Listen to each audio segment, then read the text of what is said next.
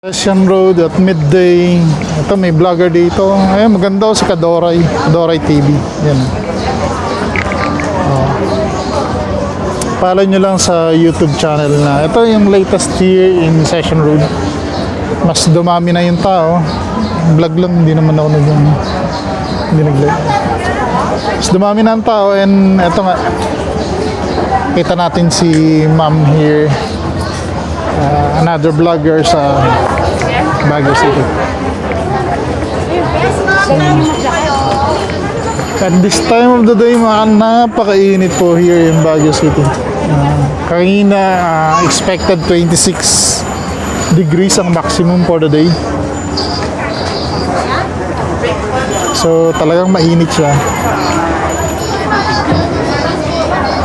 And one of the hottest temperature ano natin.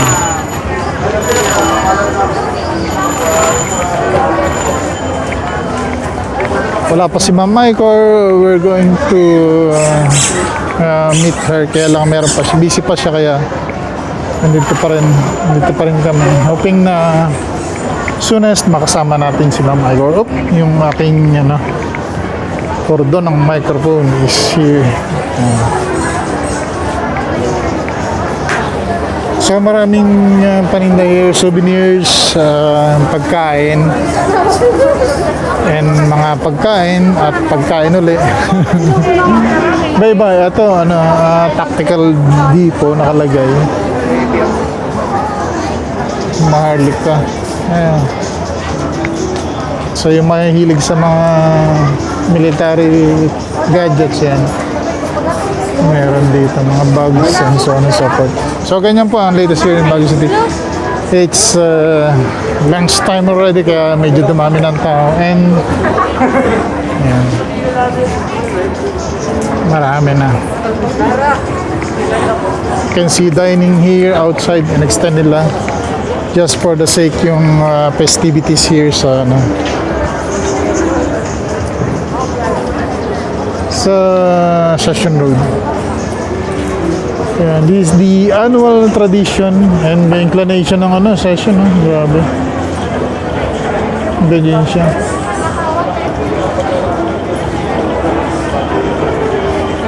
So dumami na yung tao compare kay na umaga. Yet this could be doubled later in the day. Huwag lang umulan. Siguradong maraming tao here in a few minutes.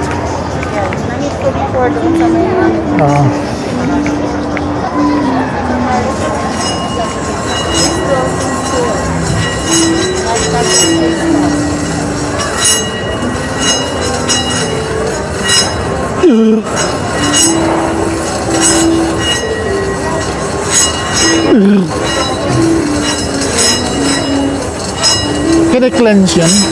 Can I cleanse? Ha? It has to be from us.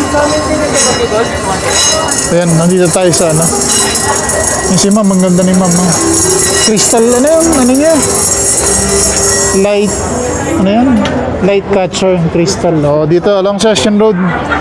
Punta kayo, bili kayo something ayun, na-cleanse na yung isang bracelet and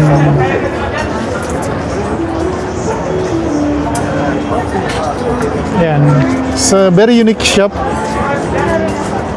Kung mahilig kayo sa mga crystals saka mga stones yan, natural stones, punta kayo dito. Apat ng sizzling plate. Yan. Dito sila. Light catchers, crystal. Yan.